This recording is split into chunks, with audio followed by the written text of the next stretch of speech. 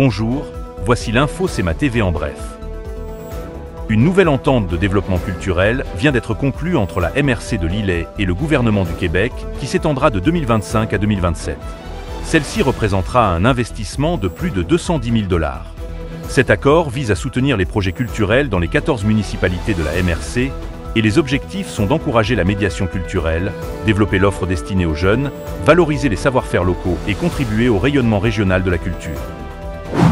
C'est une scène de plus en plus fréquente au printemps, alors que les cerfs, orignaux, ours et même caribous s'invitent aux abords de nos routes. Cette année, leur présence se fait sentir plus tôt qu'à l'habitude, forçant le ministère des Transports et de la Mobilité durable à lancer un appel urgent à la prudence. Le ministère rappelle que l'on doit ralentir dès qu'on soupçonne la présence d'un animal, éviter les manœuvres brusques et signaler aux autres conducteurs la possible présence d'un cervidé en actionnant ses freins à plusieurs reprises. En cas de collision imminente, il vaut mieux freiner progressivement plutôt que de tenter une manœuvre d'évitement dangereuse. À près de 3 semaines du début de la campagne électorale fédérale, la popularité du Parti libéral du Canada ne semble pas s'essouffler à ce l'on constate sur le site de QC125 Canada. Cet organe est un modèle statistique de projection électorale basé sur les tendances électorales, l'évolution démographique et les sondages politiques. En date du 10 avril, on y remarque que les libéraux de Marc Carney ont progressé de façon impressionnante depuis sa nomination et se maintiennent à 44% dans les intentions de vote des Canadiens.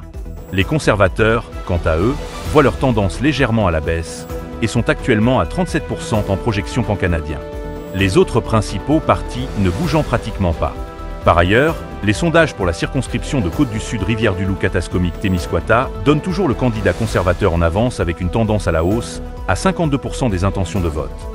Le candidat libéral, quant à lui, ne récolte que 23% et la bloquiste en lice 18%.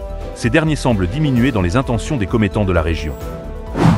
Au sport, les partisans de la Ligue de hockey junior 3A du Québec auront droit à une finale entre le CF de Longueuil et les Braves de Valleyfield, soit les deux meilleures équipes en saison régulière.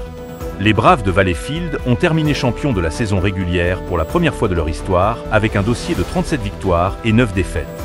Les Longueuillois ont par ailleurs fini deuxième du circuit avec une fiche de 36 victoires et 11 défaites. Pour plus d'informations, visitez le cematv.ca ou suivez le fil X de CEMA TV.